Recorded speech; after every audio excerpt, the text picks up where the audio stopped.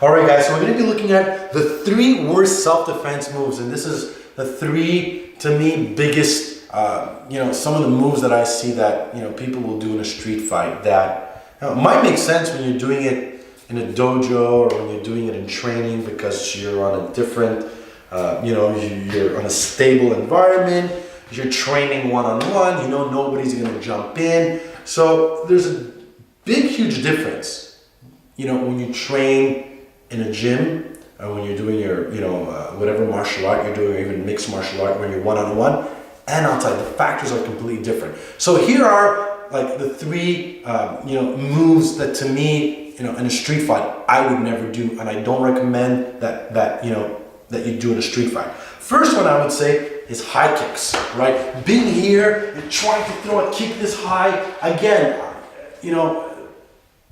trying to throw high kicks, the distance is where it's the furthest you're opening to grab your leg. You're also basically standing on one leg. The person rushes you. If you're wearing, if it's a little bit slippery, if you're on grass, if you're on cement, if your shoes are not grounded, even wearing like jeans will not allow me to kick that high. Throwing high kicks to me in a street fight, completely don't recommend it. When I teach, when I throw kicks, I say below the waist and even to the shins and down. Yeah, I'll go for the kicks from here. I'll go for a tie kick inside the thigh, keep it down. Mostly it's a distraction, but there's still powerful kicks to come up high. So that's the first one. Second one, wrestling, right?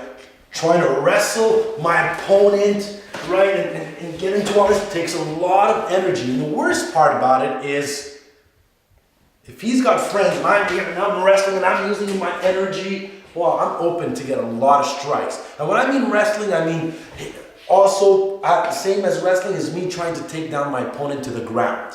Okay? So anything from wrestling to trying to take him down to the ground. Again, why? I hit the ground. And guys, I'm not teaching this because somebody told me. I'm not teaching this because I think it makes sense. No, I've seen it working as a doorman in fights. Right? You hit the ground, you're getting kicked in the head by somebody, right? When I saw a lot of fights outside, people were 2, they had friends, the person went down to the ground, boom, I've seen the fights literally come and the guy just kicked them right in the head and the fight was out, okay? Third one is trying to finish the fight through a submission. So Gio, go down on the ground. So I'm here, I'm on top of Gio, turn over here. I'm on top of Gio, I'm trying to do like a paintbrush, or I'm trying to go for an arm bar, I'm trying to do all this stuff. Look how open I am for kicks, for punches. If he has a friend, as I'm doing this stuff, boom, I'm getting kicked in the head.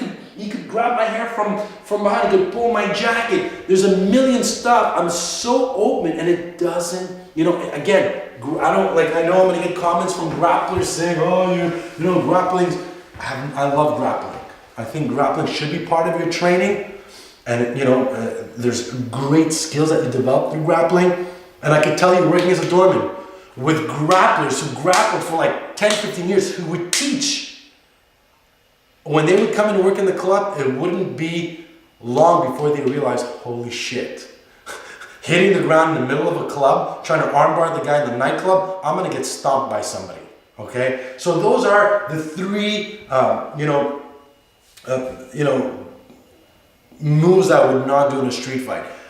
There's a 4th one, it can be contested and it's not the end of the world, is punching, right? I always teach hitting open hand, punching, you can bust your knuckles. A great example is Gio over here. He could see his fingers are crooked because he punched the guy in the head and he busted his knuckles, right?